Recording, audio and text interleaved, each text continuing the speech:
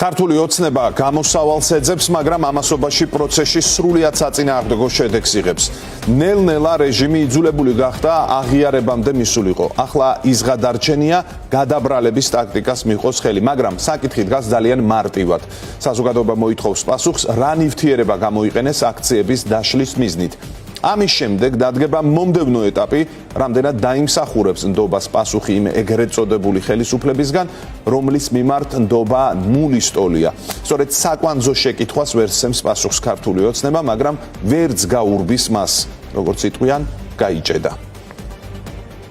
ყველა სხვა პროპაგანდისტული გზავნილი არაეფექტურია, რადგან საზოგადოება კარგად ხვდება რა არის ამ ისტორიაში მთავარი. რეჟიმი მხილებულია დემონსტრანტების წინააღმდეგ ქიმიური იარაღის გამოყენებაში. BBC-მ გამოაქვეყნა უტყუარი მტკიცებულება დოკუმენტის სახით, სადაც ჩამონათვალში მითითებულია ქიმიური ნივთიერებების კოდები. რეჟიმმა ვერ უარყო მისი ნამდვილობა და იძულებული გახდა სწორედ ამ დოკუმენტის ფარგლებში მოექცეს. გადავავლოთ თვალი, როგორ ვითარდებოდა მოვლენები ბოლო 5 დღის განმავლობაში, მას შემდეგ, რაც BBC-ს გამოძიება გამოქვეყნდა. პირველ დღეს ქართულმა ოცნებამ უკვე ბევრჯერ ნაცად გზას მიმართა და მხოლოდ შეთქმულების თეორიების ხარჯზე მოინდომა ფონს გასვლა. ეგრეთ წოდებულმა დეპუტატებმა გამოძიების შედეგს აბსურდი და ტყუილი უწოდეს და განაცხადეს, რომ BBC-ს ფილმი თითქოს და საქართველოს ხელისუფლების დისკრედიტაციისა და რევოლუციური პროცესების ხელშეწყობის მიზნით გამოქვეყნდა. მოусმინეთ უხეირო ხუმრობები კამიტთან დაკავშირებით. მე ვიცი, რომ პირველი მსოფლიო ომის დროინდელი კი არ იყო გამოყენებული. დიდგორის ომის დროს იყო და ჩვენ გვაქვს ამის ინფორმაცია, რომ დიდგორის ომის დროს იყო ეს იარაღი გამოყენებული და ახლობით ჩვენ ასეთი ინფორმაცია გვაქვს და შეიძლება უფრო ადრეც გორგასლის დროინდელი შეიძლება იყო. ცხადია ბიძინა ივანიშვილი კარგად ხვდებოდა, რომ გურა მაჭარაშვილით მაგალითად, თუნდაც გიავოლსკით მისი მმართველობის ყველაზე დიდ სკანდალს ვერ დაძლევდა ქიმიური იარაღის შესაძლო გამოყენება, მას საერთაშორისო საზოგადოების განსაკუთრებული ყურადღების ქვეშ აქცევდა და რჩება. ამ ყურადღების ქვეშ ამ დრომდე ქვეყნის შიგნით კი ხალხი ამ საკითხს არ მიივიწყებდა. შემუშავდა ახალი გზავნილები, რომელიც არც მწყობრი იყო და არც დამაჯერებელი. ამასობაში რეჟიმმა გადაწყვიტა გომელაურის სახელით განცხადება გაევრცელებინა. შინაგან საქმეთა ყოფილი მინისტრი ადასტურებდა, რომ ეს ნივთიერებები, რაზეც BBC-ს ფილმში ლაპარაკობდნენ, ნამდვილად ჰქონდა შეძენილი შინაგან საქმეთა სამინისტროს. ოღონდ გომელაურის პირით ქართული ოცნება ირწმუნებოდა, რომ წინა ხელისუფლების პერიოდს გულისხმობდა. ქართულ ოცნებას მალევე მოუწია გომელაურის სიტყვების უარყოფა. მეორე დღეს გამოიყვანეს ეგრეთ წოდებული შინაგან საქმეთა მოქმედი მინისტრი გელაძე, რომელმაც უარყო გომელაურის სიტყვები და მხოლოდ ერთი დეტალი დააკონკრეტა, რომ კამიტი არასდროს შეუსყიდია სამინისტროს. მე პირადად გავეცანი ყველა დოკუმენტაციას, ყველა შესყიდვას, რომელიც კი განხორციელებულა მიმართულებით და სრული პასუხისმგებლობით და დარწმუნებით შემიძლია გითხრათ, რომ არასდროს საქართველოში შინაგან საქმეთა სამინისტროს არ შეუსყიდია ეგრეთ წოდებული კამიტი. ამის შემდეგ უკვე ქართული ოცნება მანიპულაციურად კონცენტრირდა კონკრეტულად კამიტზე. გაგახსენებთ, რა თქვა BBC-ს გამოძიება. დოკუმენტის მიხედვით დემონსტრაციების დარბევისას გამოიყენეს გამხსნელი საშუალება, რომელიც თავისთავად საშიში ნივთიერებაა და ასევე კოდის 34-39 ჯგუფის ქვეშ შემავალი ნივთიერებებიდან ერთ-ერთი. ამ ჯგუფში კამიტით შედის და სხვა არაერთი საშიში ნივთიერებაც. შესაბამისად, ამ ჯგუფიდან გამოყენებულია ერთ-ერთი, რაც დაუშვებელია. კამიტი კი ფილმში ნახსენები იყო იმიტომ, რომ თუ ოდესმე აღნიშნული სპექტრიდან წარსულში რამე გამოუყენებიათ 30-იან წლებამდე ხდებოდა ეს სწორედ კამიტია.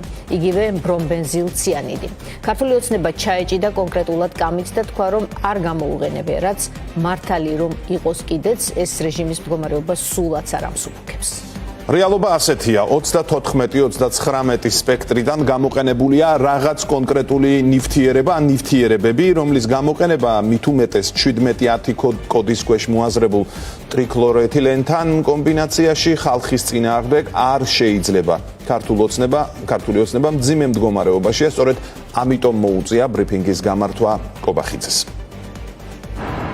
ნივთიერება იყო გარეული, მთავარია იყო თუ არა ეს ნივთიერება აკრძალული. რაც შეეხება კონკრეტულად ინფორმაციას კამიტის გამოყენებასთან დაკავშირებით, ამ კონკრეტული ნივთიერების გამოყენებასთან დაკავშირებით, ამაზე პრაქტიკულად მტკიცებითი ფორმით საუბრობდა BBC, თუმცა შინაგან საქმეთა სამინისტრომ უკვე დაადასტურა ფაქტი, რომ არათუ არ გამოყენებულა ეს ნივთიერება არც არასდროს შეუძენია შინაგანსაკუთრებთა სამინისტროს მათ შორის ნაცმოძრაობის რეჟიმის პირობებში. როგორც აღნიშნეთ, იმ კოდის ქვეშ არის ამიტის გარდა სხვა აკრძალული ნივთიერებებიც. ხო? არა მხოლოდ არააკრძალული ნივთიერებები, არამედ აკრძალული ნივთიერებები. ამ დროისთვის შეგიძლიათ იმის გამორიცხვა, რომ კი ბატონო კამიტი არა, როგორც გვარცმულებთ არ გამოგიყენებიათ, მაგრამ ასევე არ გამოგიყენებიათ სხვა აკრძალული ნივთიერებები, რომლებიც ამ კოდის ქვეშ იგულისხმებიან. მე ასე მგონია, იმიტომ რომ სავარაუდოდ შინაგანსაკუთრებთა სამინისტრო გადაამოწმებდა იმას, თუ რა ტიპის ფხვნილი შეიძინა თავის დროზე ანუ მერაბიშვილმა. თუმცა ეს ჩემი ვარაუდია, ჯობია დაველოდოთ, რა თქმა უნდა, ოფიციალურ გამოძიებასთან მის შედეგებს. ეს პასუხი შეიცავს იმის დაშვებას, რომ შესაძლოა სხვა არააკრძალული, სხვა აკრძალული ნივთიერება იყო გამოყენებული დემონსტრაციებში. ჩემი პასუხი შეიცავს მინისტრს. ეს რამდენად მძიმე. ქიმიური იარაღის სავარაუდო გამოყენებაზე ვსაუბრობთ მოქალაქეების წინააღმდეგ. ჩემი პასუხი შეიცავს ერთ-ერთ რამეს, რომ უნდა დაველოდოთ გამოძიებას. BBC-ს ფილმის პარალელურად რეჟიმი დეზინფორმაციას ავრცელებდა ექიმ ჩახუნაშვილების წინააღმდეგ. ცდილობდა საქმე ისე წარმოედგინა, თითქოს მათ კვლევაზე დაყრდნობით მივიდა ჟურნალისტური გამოძიება კონკრეტულ შედეგამდე. არადა BBC-მ ფილმი ააგო სისტემის შიგნიდან მოპოვებულ იმ დოკუმენტზე, რომლის ნამდვილობა ქართულმა ოცნებამ ვერ უარყო.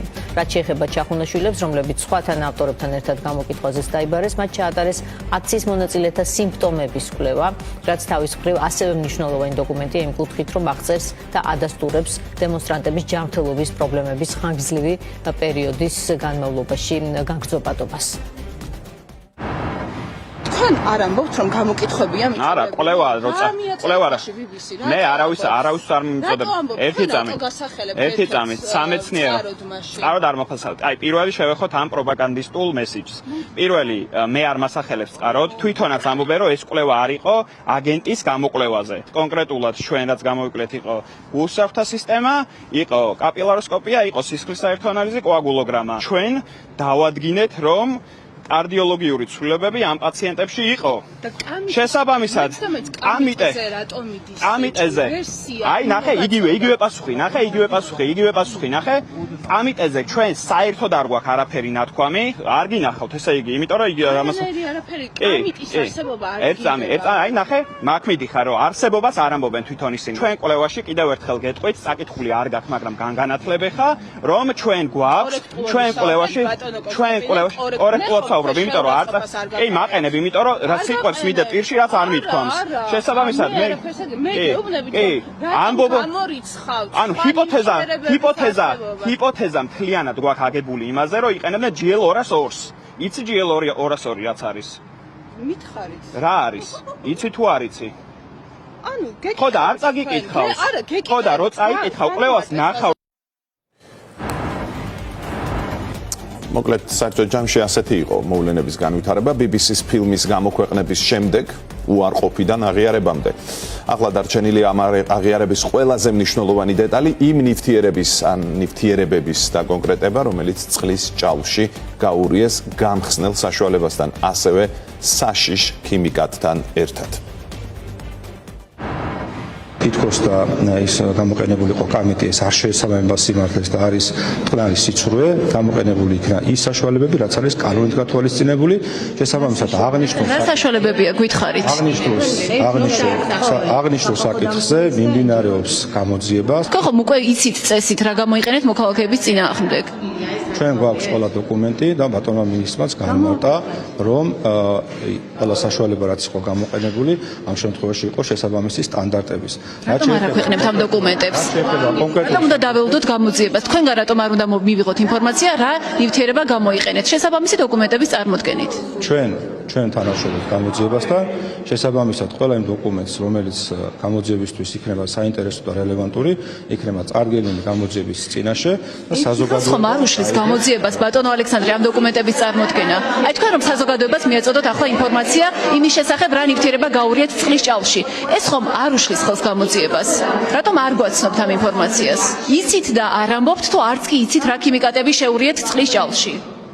გამოძიებას უნდა ვენდოთ, დაველოდოთ, გამოქვეყნება ყველა ის ინფორმაცია, რომელიც საზოგადოებისთვის იქნება. ბატონო ალექსანდრე, იცით და არ ამბობთ თუ არც კი იცით რა ქიმიკატები გამოიყენეთ წყლის ჭაულში შარშან? რა ვიცით როცა ბატონო ალექსანდრე მიმდინარეობს გამოძიება, რა ნივთიერება იყო გამოყენებული და ასე შემდეგ, ამაზე მიმდინარეობს გამოძიება, დანიშნულია შესაბამისი ექსპერტიზები და ახდება საზოგადოებისთვის ცნობილი. ბატონო ალექსანდრე, თქვენ იცით რა ნივთიერება გამოიყენეთ მოქალაქეების წინააღმდეგ და არ ამბობთ ამას, თუ არც კი იცით რა ქიმიკატები შეურიეთ წყლის ჭაულში?